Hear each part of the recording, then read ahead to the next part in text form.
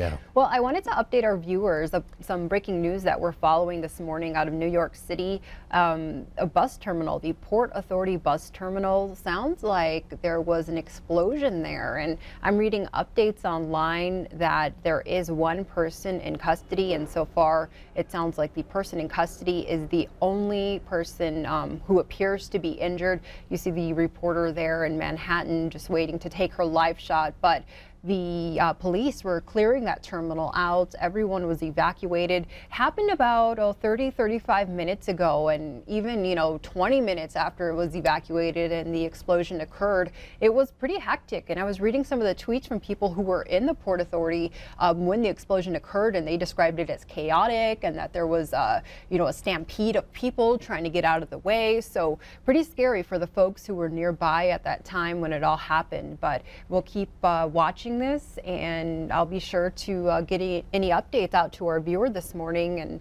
to see what all is going on there. Right. Yeah. So yeah, especially it's such a busy time of the day. Yeah. Morning commute. Yep. Yeah. So one suspect in custody after a reported explosion in the Port Authority bus terminal in New York City this morning. All right. Well, there's lots of other news, Ed, so I'll get on with that. Thank you. Thanks, Victoria. Tomorrow is the day Alabama voters go to the polls in a special election that could send embattled candidate Roy Moore to the Senate. Moore, over the weekend, maintained his innocence in the face of several sexual misconduct allegations. He called the accusations nothing more than a political attack. His opponent, Doug Jones, is trying to rally the African-American vote to help him become the state's first Democrat elected to the Senate in 25 years.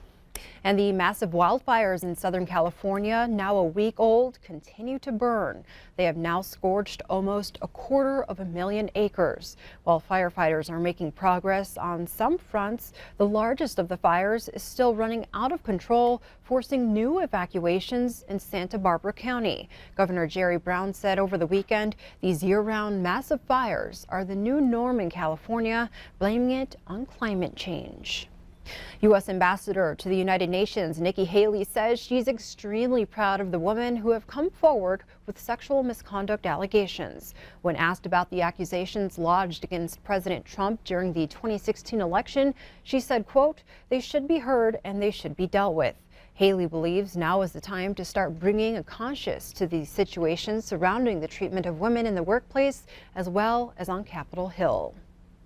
A mother's Facebook post showing her agonized son struggle to explain why he's being bullied has gone viral, and it's sparking a nationwide outpouring of support for the young man and the raw emotion he so publicly shared. CBS's Brooke Silva-Braga has the story. Just out of curiosity, why do they bully? What's the point of it? Why do you find joy in taking innocent people and finding a way to be mean to them? In a Facebook post, Kimberly Jones wrote her son Keaton asked her to record this emotional response to another round of bullying. They make fun of my nose, they call me ugly, they say I have no friends. What'd they do to you at lunch? Pour milk on me and put ham down my clothes.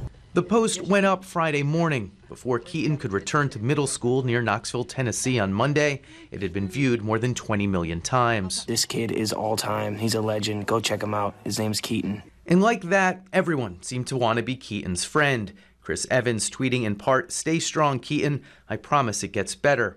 Mark Ruffalo wrote to Keaton too, "You are about one of the coolest kids I've ever seen." And Haley Steinfeld. I would love for you, Keaton Jones, to be my date to the Pitch Perfect 3 premiere on Tuesday. The head of UFC, Dana White, welcomed him to UFC headquarters in Las Vegas, but University of Tennessee quarterback Jarrett Garantano beat them all to it, posting this pic Sunday evening. "Now I have the little brother I always wanted," he wrote. It had been a long time since Friday morning. But if you are made fun of, just don't let it bother you. Just stay strong, I guess. Hard. This isn't new for us, and we still have to truck on through the day-to-day, Mom Kimberly wrote in a later post. "I'm humbled by the voice my boy has been given, but he's still just a little boy." Brooke Silva-Braga, CBS News, New York. Keaton and his family were also invited to the last game of the regular season for the Tennessee Titans.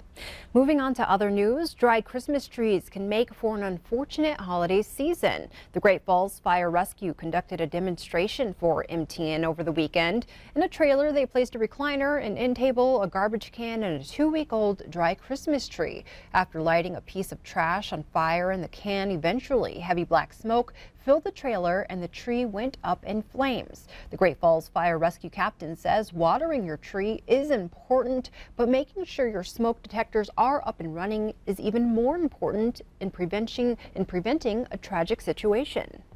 On our demonstration here, when we ignited the fire in the trash can, there was within 30 seconds there was enough smoke to set off the smoke detector and alert the occupants, and then it would have been pretty much a non-event, just a trash can fire. But it didn't take long before the conditions were unsurvivable.